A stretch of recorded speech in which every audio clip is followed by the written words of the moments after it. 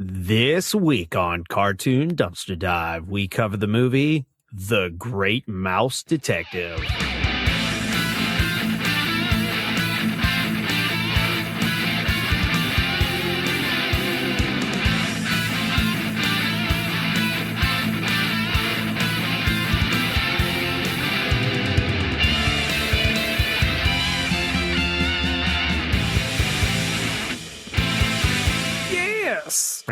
By Jove.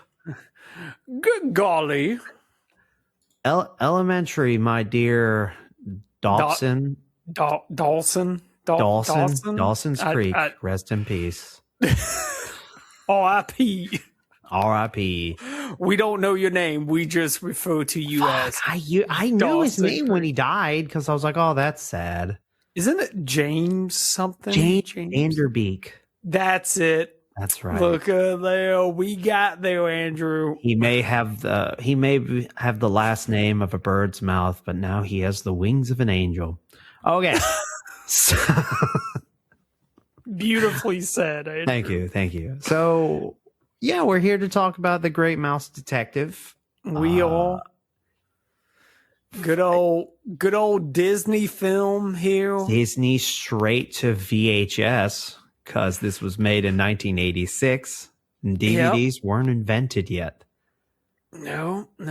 We all remember the intro of all the Little Mermaids, Beauty and the Beast, Lion King, straight to what? Coming soon to VHS. That was still when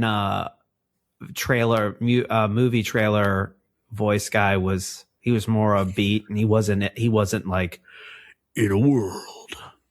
Well, that's when he was raking in the money. What are you talking he was about? Like, coming soon to Disney VHS. Although DVD does roll off the tongue better. It does. It does. So yeah, this does have musical numbers, so we could rate them instead of our usual rate the theme song. Did you have a favorite? Because it doesn't have like. It's not like your typical Disney movie where it's like every 20 minutes you've got a musical number. I think it only had, 3 songs in it? 3 songs, and one of the few Disney animated features that doesn't have a soundtrack album released. But usually any song sung by Vincent Price was that your favorite? Was a good one. Just his character in general was just design-wise, personality-wise. You know, I didn't remember much of this movie because it's like the first time I saw it, I was 8 years old, and then I never saw it again. This is the first time I've ever seen this. Okay. Ever. And so, you know, Ratigan in my memory always had such a deep voice, but I think that's because I really only remembered the last scene of this movie where he becomes absolutely unglued, which is kind of my favorite villain trope, where like this smart, sophisticated guy who he just wants to be like the upper echelons of society. He wants to be a posh proper, but deep down he's just a menace. Yeah. Like, he's just awful. And it's like, as the plan unravels, he starts becoming, he also himself is just more unraveled himself. He's like, you know what? Fuck it. And I just appreciated that. But yeah, I would say the songs with Vincent Price were probably my favorite. That was my favorite too. The title was The World's Greatest Criminal Mind. That was his first one. Yeah. And then Goodbye So Soon. But the World's Greatest Criminal Mind is probably, in my opinion, the best one. I agree. The only other competition you have is the one that's about the female mice. Yeah, the mice who, man, our generation really never had a chance of not wants becoming to be furries. good to you, if you know. You know what I mean? Like seeing like all this stuff, I'm like, because it's just like, there are a few perverse things that in modern society you could go back and like, okay, there's probably always been a person like this, but I'm pretty sure our generation is like, we're the first furries.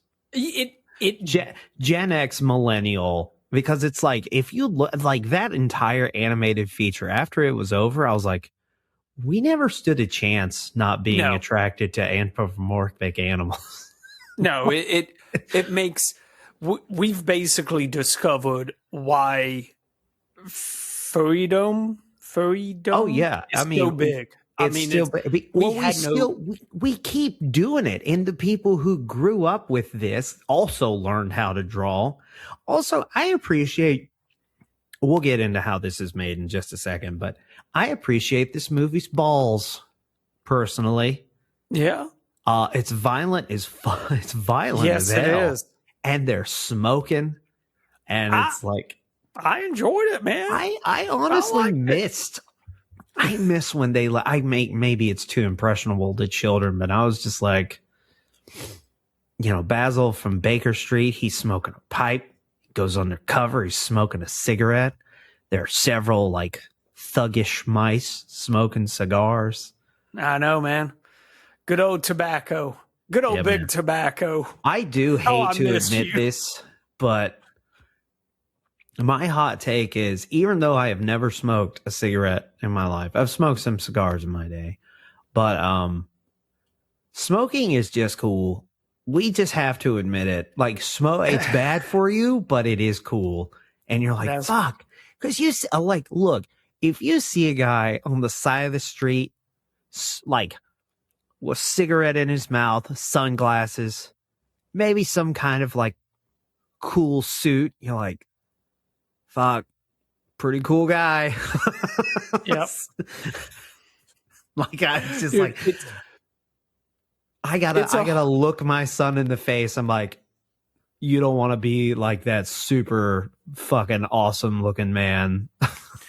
Dude, that's why I saw smoking, because it was so cool. I know it. It's like, if you are still young and impressed. Yeah, no, that's really the problem. It's way cooler than vaping. There's no way to vape that makes you look cool. None. Right? There's none. It's like, cut it, like, no. But like smoking, I don't think there's a way to smoke that isn't cool. That's kind of that's always been the biggest hurdle. They'll never find an alternative to not make smoking cool. What, Joe Camel? Joe Camel made it cool as hell. I'll just preface this by saying, don't smoke. Yeah, don't. If you're young and impressionable. If you're already addicted to the habit, you're one cool guy. Yeah, I mean, I guess there's a tipping point when it's like, when the side effects of smoking for as long as people have start to rear their ugly head.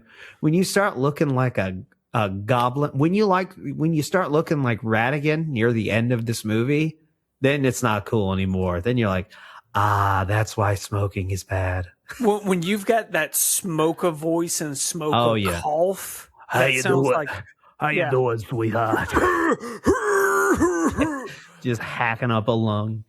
That's not cool. That's when it stops being cool. There's definitely a tipping point. Like, you're definitely riding the edge. No longer. But Joel, how did this get made? So, Andrew, this is Disney doing what Disney, I guess you could say, does best, where they're like, hey, what if this character was just an animal, right? Yeah. So, now, there is a children's book that is titled Basil, or as we say in America, Basil of Baker Street. Okay. That book was written by Eve Titus and Pauline Gaulden. Okay. So what happened is during the filming of The Rescuers, so we're going back to 1977 at this point, Yeah. they actually had an idea to do Sherlock Holmes, but with animals. Veteran layout artist Joel Hale, he was credited with suggesting to adopt the book series Basil. I'm sorry, I'm not giving you enough respect. Chip Cheerio, which Basil, Basil of Baker Street. He was the one that kind of pitched the idea of, hey, we should do this during The Rescuers, and it kind of fell into limbo at that time. Okay. Well, in 1982, Ron Clements proposed yet again to do this story. It was pitched to the Disney president, Ron Miller, who was just like, love it, let's do it. Okay? Now, that was 1982. In 1984, Disney said goodbye to Ron Miller. Okay. And brought on Michael Eisner to be CEO. Okay. Eisner? Believe it's pronounced Eisner. Eisner, Eisner. Yeah. It is Basil, what at the Tomato, Andrew. Tomato Hill. So, I guess this man just knows how to turn a profit, because when he was presented to be CEO or hired as CEO of Disney, this movie had a original release time frame of 1987, specifically around the holidays, so around Christmas. He came in and immediately said, you know what? That ain't good enough. So he said, you have to get it done by July of 1986. I think this was also because this period of time is what most people consider the Disney Dark Ages. Yeah, true. Like they're just like, if you think this is fire, you need to get this out now. Yeah. He then, the original budget of this film was set at $24 million. He slashed it to $10 million. Damn. Yeah. I mean, I guess I can see the dip in animation quality a little bit, but it's not horrible. It's still solid. I am surprised to hear this was a theatrical release, because this has the animation quality of a Disney direct-to-video feature, not a theatrical release. I guess that's what I'm trying to say. So the animation quality is like okay, but it's not like when you're sitting in a theater and you're like, wow, this is a Disney movie, which they still had that magic back then. Now, when you see a Disney movie, you're like, oh, cool. Is it Marvel or Star Wars or some princess or what other IP does this fucking conglomerate own to make all movies not special anymore? Very true, Andrew. So it was, because the whole movie, when they was producing this, it was supposed to be called Basil of Baker Street. Well, in 1985, the film Young Sherlock Holmes was released, and Eisner decided that no, we're not gonna name it, I guess, something so close to like Sherlock Holmes, I guess. I have a little tidbit about that. And a little bit of drama. He then named it The Great Mouse Detective. So what's the drama about this, Andrew? So ultimately, it was the vice president's decision to change it. So Peter Schneider, he made the decision to change it from Basil of Baker Street to The Great Mouse Detective. So in an inter-office memo was sent out anonymously to Disney employees, saying that the studio was also going to rename its other classics, such as Snow White and the Seven Dwarfs, will now be called Seven Little Men Help a Girl. Love it. Fantasia was going to be renamed Color and Music, and The Jungle Book was going to be changed to A Boy, a Bear, and a Big Black Cat. This made Schneider furious, and he went on a tirade, but nobody was a snitch. So they're just like, we're not, because nobody knew who sent it, but they're like, we're not going to act out. We're going to rat out anybody. And so what's even cooler is that it ended up landing in the pages of the LA Times as a joke. And then in 1984, it was a category in Jeopardy. Oh. So, but yeah. That's cool. It's just funny. Like, it's like, who the fuck said that? Who said it? I got great ideas. I have a great fucking idea. It's not that big. But that's it, Andrew. I mean, it's just, Disney's been doing this forever, just taking kind of these old stories and just kind of repurposing them. I didn't know this was a book. I didn't either. But then again, this is the first time I ever saw this movie. So. That's true. So let's get into this. Let's get into this movie. I don't know any of these actors other than Vincent Price, personally. But, I'm sure if you're British, you're like, oh, that's Barry Ingham as Basil, and Val Benton as Dalton, and Susan Polczyk as Olivia. You show some goddamn respect, bloody Yank. And I'm like, hey, man, stars and bars. Stars and bars. Woo! When I was over in the UK years ago, I would say that every once in a while when a British person would get mad at me. And guess what? It never went over well. They did not find it funny. No, I bet they didn't. Fuck you, stars and bars, bitch. I come from the land of guns. You gonna really stab me? I come from the land of freedom. Whoa! Eagles cry every time I take a piss in one of your toilets. You fuck.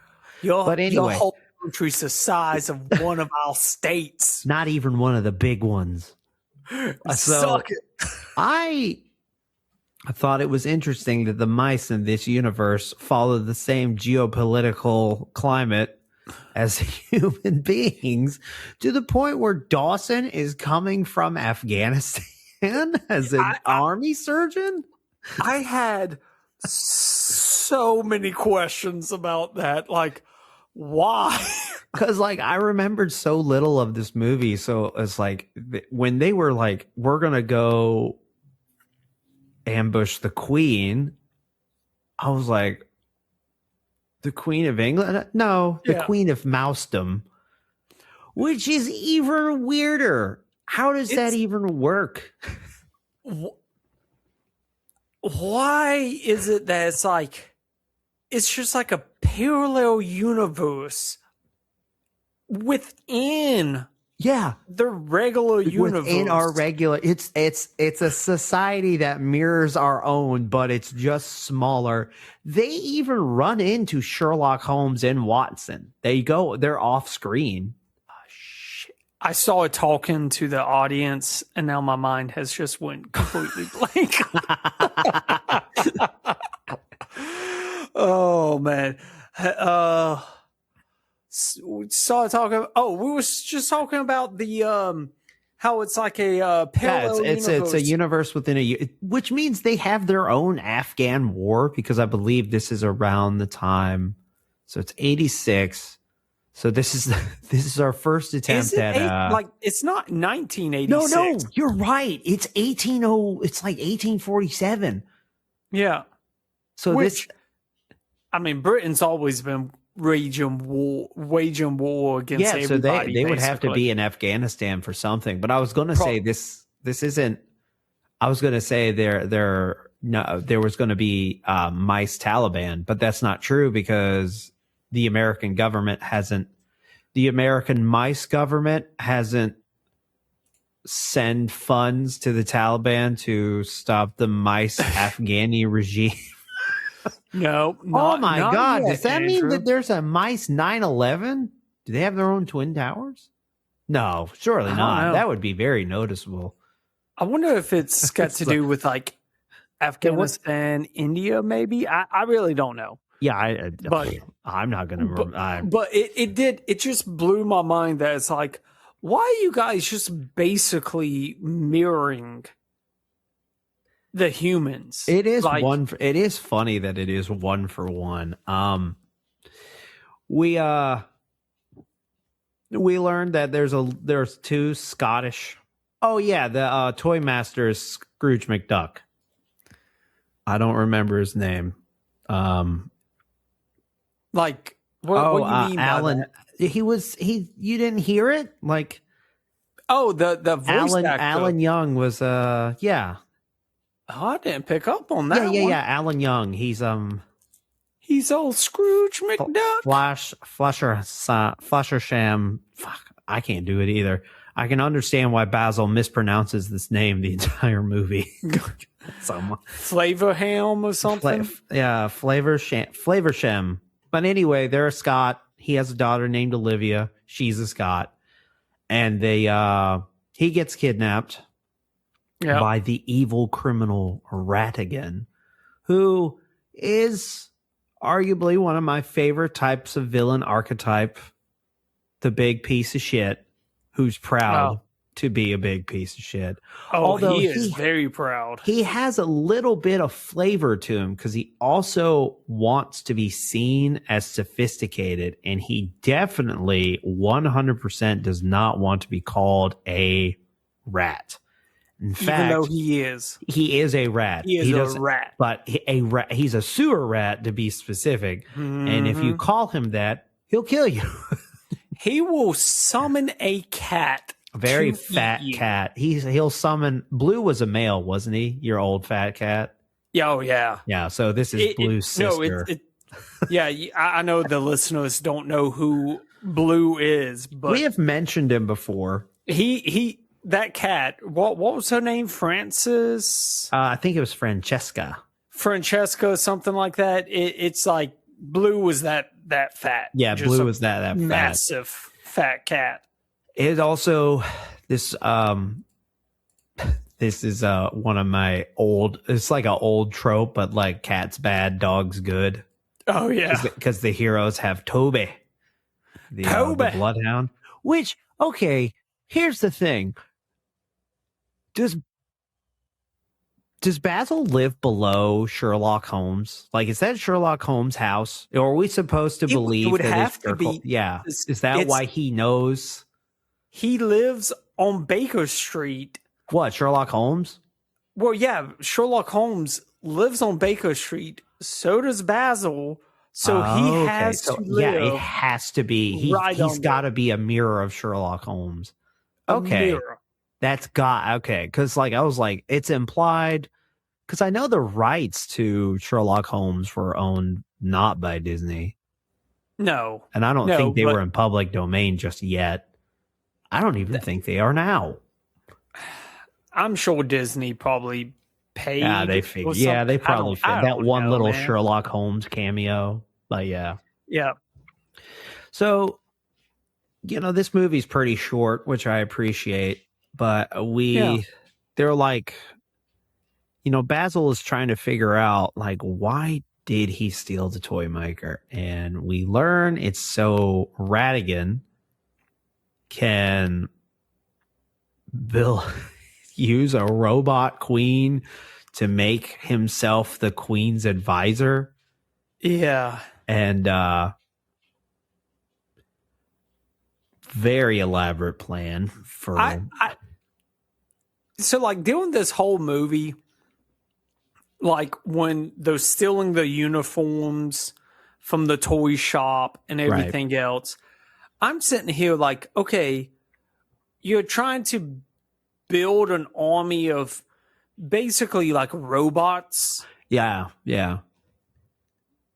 So like I was very confused when all the mouse henchmen just started they were just throwing there. on. Yeah, they were in there in disguise. Yeah, I was very confused where he was going with the plan the whole movie. How'd you feel about Fidget? It's just a very interesting character design. A peg-legged, broken-winged bat who's like, yeah, it's I don't know where they was like going with Fidget. So he just seems so out of place. Originally, Ratigan was not supposed to be this fucking hulking rat. Okay, He's supposed to be thin and weak. So maybe, what the hell was that thing? I just said his name. Fidget. Maybe Fidget was supposed to be like his muscle instead of just his like dumbass lackey. There's actually a lot of work that went into Ratigan that not a lot of people realize. So one, they redesigned Ratigan to be a big buff guy because Vincent Price was chosen, which I found to be a little strange because Vincent Price isn't like a hulking man. Yeah. But maybe he suggested it. And also during the recording of Vincent Price's lines, the animators sketched his exaggerated Shakespearean gestures and work them in to Ratigan's like poses and characters while he's talking. So it's like, that's a cool detail. And this is also, it was Vincent Price's lifelong dream to voice a Disney character, even so young as in 1986. So I'm glad he got to fulfill his lifelong dream. Ratigan, he's like a good character. He's a good villain. He's a good villain. He's a good villain. He's a good Disney character. He might be the most evil Disney. So? Well, because in the first song, I don't know if you caught the one line about how they said he drowned orphans and widows and laughed about it. That's pretty up there with being bad. I'm like, that's pretty stinking evil. He's in it for the love of the game. He's what? Moriarty, right? Because that's Sherlock Holmes' biggest villain. Which I don't remember Moriarty being, big buff guy either. But then again, I don't remember. Our first episode was on Sherlock Holmes. That's the first time I ever deep dived into Sherlock Holmes. You know what I mean? Like I didn't know Sherlock Holmes in the 22nd century, Andrew. Yeah. But it's like I didn't know shit about him other than like, all I knew about Sherlock Holmes before we ever started doing Cartoon Dumpster Dive. What? Elementary, my dear Watson. That's it. That's all I ever knew. I never read a Sherlock Holmes book. No. And now, didn't we go to a Sherlock Holmes museum in Seattle? We did, actually. Yeah, that's right. That's because I remember we learned. Do we even mention that in the fucking first episode? I don't think we did. We didn't even. God, that episode is so bad. For an anniversary or something, we should really redo. We should. Sherlock Holmes. Go back. 22nd century. Sherlock Holmes in the 22nd century. I don't even think we fucking get the numerical amount of time that a century is. I think we say it's 1,000 years because we're the dumbest people on the planet. That's why we podcast, Andrew. You goddamn right we do. So the mechanical queen gives them the power. There's a lot going on, but I do like how the cat is. That cat is dead. Yeah. So at the climax where, we got to go with the whole. Basil has a mental illness where he's one of those people that like, what is it? He's manic depressive, right? He's bipolar because the second he realizes that he failed, he's just ready to die. Yep, he accepts it very quickly. And Dawson's like, what do you mean? Like, stop. What the hell is wrong with you? So he's definitely undiagnosed bipolar. He's like, what's the point? I've been outsmarted. Oh my God, I'm pretty sure this is the first time this has happened. So maybe day's not done yet, bud. Get up. Pick yourself up and dust off, dude. And you know, Dawson eventually does get to them. And, you know, they get freed from the trap, the Rube Goldberg machine trap. And it's really funny because it's like Ratigan was going to stay, which also classic villain mistake. Yeah. But it's just funny to me that he's like, I really wish I could have stayed for your demise, but you were 15 minutes late. And it's just like just that one little jab left to just really, I guess, to keep him depressed and make him die. Yeah, to make him realize, like, I've been outsmarted yet again. So anyway, he, you know, Sherlock Holmes his way out of it.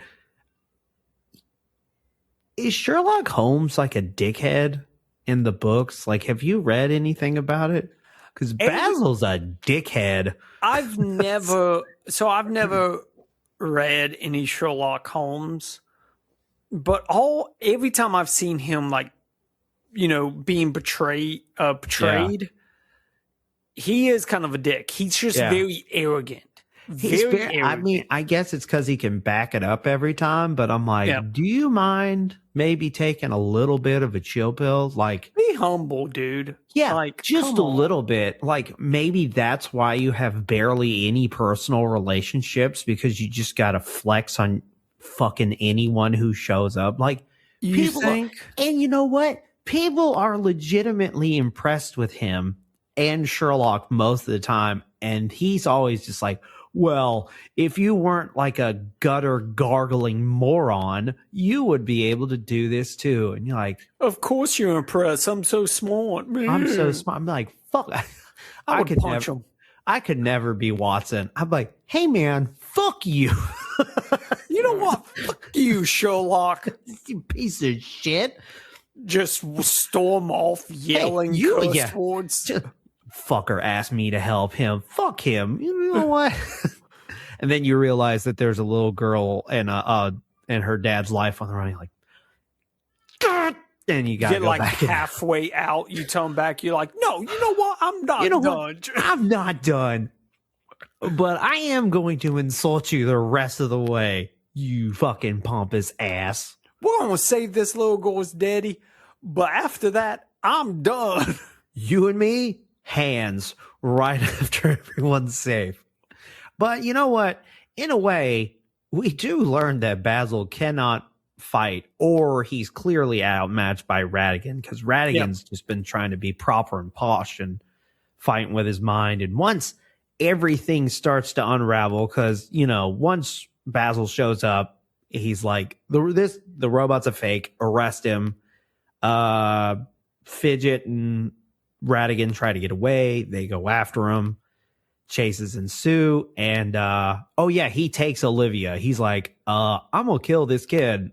And you're like, you know, he will. He just sang a song earlier in this movie about how orphans and widows, he'll drown them. I think he's given Olivia a chance because she's not an orphan, but I wouldn't pull that thread. Andrew, he's smart enough to know that a hostage is worth more alive than dead. Yeah. So they go after him and they get to Big Ben. And so now is this the Big Ben in Mousedom or actual Big Ben? It has to be real Big Ben. It would be funny if Mousedom had a Big Ben like next to it, and like people are, oi, what's that? Oh, that's just the mice's Big Ben. Leave it alone. They call it Little Benji, but it's big to them, all right. let's go get us a pork pie. They love them a savory pie over there.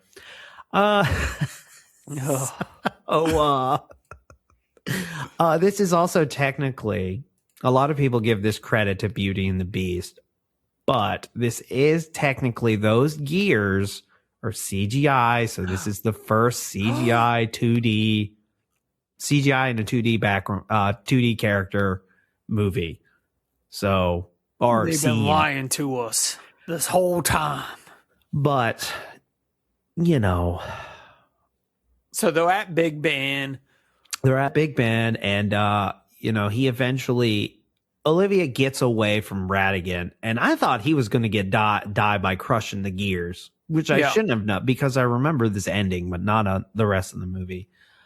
And this is where, like, you know, Basil's able to get Olivia, get away, and he's like about to hand her to her dad because her and Dawson are on this like makeshift hot air balloon they made. And they're like, he barely gets her on there, so she's safe. And Ratigan fucking, like, he's got an anger problem. Like, you watch it all the time. He gets, you know, he'll kill you if he's mad enough at you. And he just goes after that. He's like ripping, it's like the gears are ripping his clothes off, and he doesn't care. And then eventually he's just like, Olivia's safe, and he just starts beating the shit out of Basil. And like, it shows, because like it's like 1-2 on the floor, like it's like, and he can't fight back. He's so physically outmatched, which I thought was because okay, so the only other Sherlock Holmes media I've ever digested was probably maybe that time in Batman the Brave and the Bold, where Sherlock is like, hey, I can fight too, but he fights with a sword. Basil did not get that. He knows how to play the violin thanks to Sherlock Holmes, but he doesn't know how to fight thanks to Sherlock Holmes. And right before he hits him off, they're on the hands of the Big Ben clock. And he hits him off, and they're like, oh my God, he's dead. And then he's like, no, I'm not. And then Big Ben chimes, and the vibration makes him fall.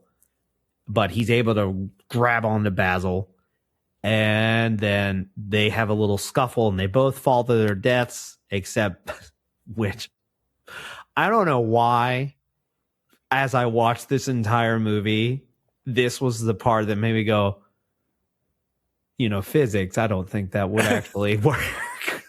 This one part. I was like, I don't think that would actually work, truth be told. But he's able to use the little, he's got this little blimp thing, but he has a little propeller, and Basil is able to use that to fly up to safety. All right. And the day is saved, and they all say goodbye, and well, Ratigan's dead, which I guess he's just another dead rat in 18th century London. So people are just like, stay away from it. It'll give you the plague. Oi, that one's got clothes, he does. It's me, Cockney McCock-and-Ball's great-great-great-grandfather. I too got kicked in the head. I too got kicked in the head, and it made more sense because horses are our main mode of transportation, they are. And so they all say goodbye, and then Dawson is like, well, I gotta be going off too. Got another war to fight in. Yeah, I got to go to some other Middle Eastern country and patch up some other mice soldiers. And he's just like, this woman comes in. She's like, I've lost my ring or whatever. Yeah. And he's like, well, I solve all my cases with Dawson. And he's like, well, that's right. That's right, Basil. I'm your best friend. And then they live together. And maybe I'm reading too much into this. It seemed a little gay. Probably. I mean, mice can be gay. I'm not saying that it was wrong for them to be gay, but I'm just saying, like, the way Dawson is doing the outro prologue of he's like, of all the adventures I had with Basil from Baker Street, I'll always remember that first one. He was the great mouse detective. The end. Woke Disney doing what it does best and making all of our mices gay. I knew it. What can I say? 1986 wokeness. But okay. Yeah. But yeah, I thought it was fun. Also, real easy to get a hold of. It's on Disney Plus. So go watch it. It's enjoyable. It's actually I enjoyed it. But Joel, I believe it's time to move to your new reoccurring segment, Reviews That Go Unsolved, and The Great Review Detective. Very nice, Andrew. Thank you. Good job. This is sitting at a 7.1 out of 10. Not bad. 59,000. Yeah, I feel like this is one of the more popular old school Disney animated features. It really is. I could not find a 1, 2. The lowest I found was a 3 out of 10. And it's titled Forgotten Disney Movie, and for good reason. This was painful to watch at times and felt like a 5-hour-long movie by the time we finally finished it. Many of the bad characters and scenes are just stuff of nightmares. I can't believe this would be suitable for children. There was some cute parts, some humor, and the animation was great for when it was made, but those things are not enough to overcome all the negatives. It is more dark, like... Oh, yeah, no, it's a dark fucking movie. Yeah. It's... If I have learned anything about Sherlock Holmes, it is actually like... It is a relatively dark subject matter. Yeah, it's not like all like love and rainbow. Well, it's like Jack the Ripper, and then there's like somebody's always murdering a prostitute. So in comparison with Sherlock Holmes stuff, this is probably lighter. Yeah. This is a 10 out of 10, titled The Real Beginning of the Disney Renaissance. Ooh. We all know the Disney Renaissance started with The Little Mermaid and ended with Tarzan. But the way I see it, it started with this and ended with Winnie the Pooh, not including dinosaurs, Chicken Little, Bolt, and Tangled. It's a shame the Great Mouse Detective isn't talked about in the best Disney movie list. This movie is Renaissance material. It's got interesting characters, a frightening yet clever villain, a compelling story, great action scenes, and a bit of CGI. A perfect cast and moments that will stick with you forever. If you haven't seen this movie, I highly recommend it. If you have seen it when you were a kid, but your kid hasn't seen it, then stop playing Frozen and show them this instead. So, okay, before we end The Great Mouse Detective, we're going to rapid fire a little bit of fun facts that I found personally a little interesting.